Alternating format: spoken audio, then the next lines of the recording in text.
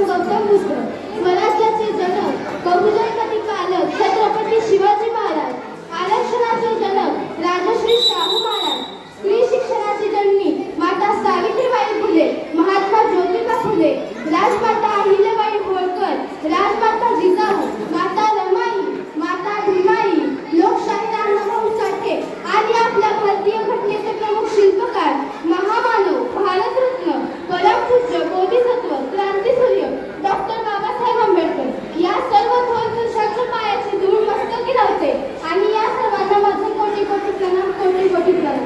तसेच आपल्या भारत देशासाठी शहीद झालेल्या जवानांना माझे विनम्र अभिवादन. आणि आजही